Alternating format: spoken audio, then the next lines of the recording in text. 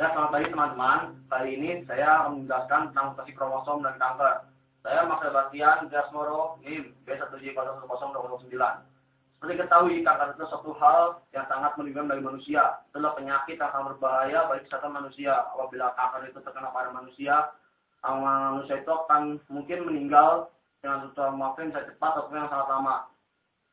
Kanker itu bisa disebabkan oleh mutasi kromosom. Akibat dari mutasi kromosom tersebut, suatu sel membelah secara tidak beraturan dan terus-menerus sehingga menyebabkan kanker. Namun para ahli mengatakan pada kajiannya mungkin mutasi kromosom itu tidak berpengaruh persis terhadap penyebab kanker.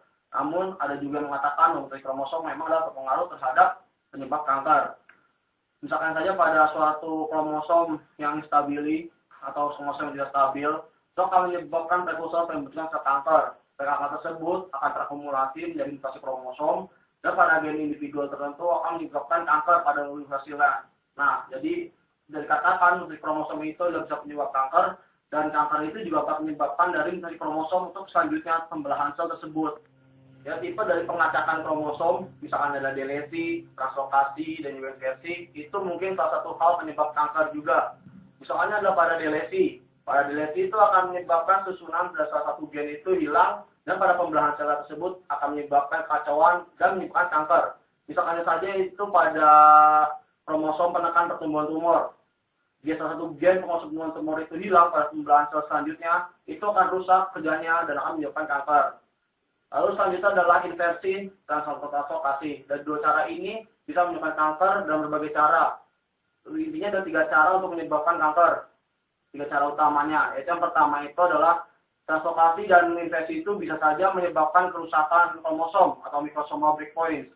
Yaitu dengan cara mengganggu kerja salah satu gen dan mengakibatkan pembelahan sel tersebut tidak teraturan dan bisa menyebabkan kanker. Misalkannya itu adalah tadi gen penumbuh penumbuhan dari tumor itu, penekan pertumbuhan dari tumor itu. Apabila salah satu gen penumbuh penekan tumbuhan tumor itu hilang, pembelahan sel itu akan terganggu dan akan menyebabkan kanker.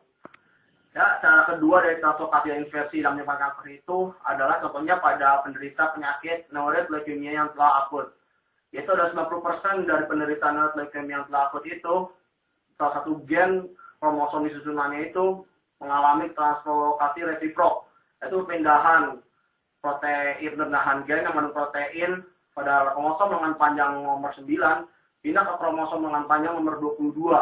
Nah, dari translokasi tersebut dinamakan mikrosom Philadelphia. Nah, prosesnya itu adalah dari ujung lengan panjang nomor 9 itu terdapat protein disebut CABL. Protein ini sebetulnya hanya berfungsi mungkin hanya prekursor penyebab kanker atau itu awalnya itu hanya berpotensi sebagai kanker. Nah, pada terjadi translokasi resiprok tadi, dia akan berpindah ke lengan panjang nomor 22, kromosom lengan panjang nomor 22. Dan itu akan menempati di bawah protein ABR. Nah, apabila protein tersebut berfusi, akan menyebabkan protein fusi yang dapat menguatkan kerja dari sisi ABL ini. Nah, si ABL ini kan hanya berpotensi sebagai penyebab kanker. Apabila menggunakan protein fusi, si ABL ini akan berpotensi sebagai penyebab kanker. Nah, itu akan menyebabkan pembelahan sel 100 menerus dan tidak merata, dan akan menyebabkan neonatal leukemia tadi.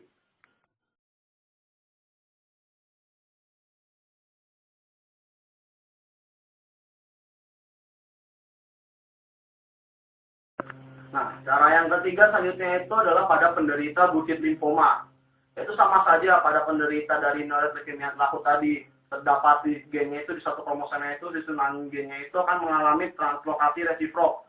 Kali ini lengan panjang nomor 9 itu akan berpindah ke lengan panjang nomor 2, 14, kemudian 22. Nah, itu juga sama, terdapat di gennya itu terdapat suatu protein. Nah, ini proteinnya bernama MYC.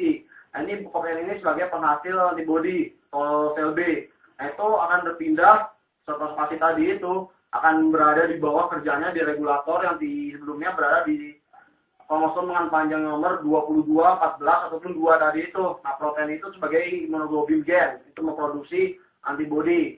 Nah, si sel B-nya itu apabila yang telah diregulasi oleh si MYC itu, yang kerjanya yang indikasi itu mungkin dalam kata-katanya itu sudah bekerja di bawah si imunoglobulin gen, itu akan menyebabkan si sel B itu terus membelah. Nah, apabila terus membelah itu, otomatis sel bodinya itu juga terus membelah. Nah, itu kan menghasilkan pembelahan sel terus menerus tidak teratur dan akan menyebabkan penyakit bukit limfoma. Dan akan menyebabkan kanker seperti itu.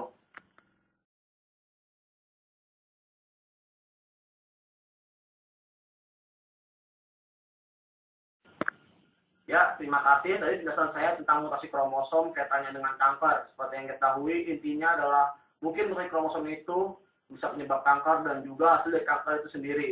Dan seperti hasilnya dengan pengacakan kromosom, dengan dialesi, inversi, dan translokasi, itu bisa jadi 3 hal tersebut sebagai hal utama dalam penyebab kanker. Itulah penjelasannya. Terima kasih atas perhatiannya. Assalamualaikum warahmatullahi wabarakatuh.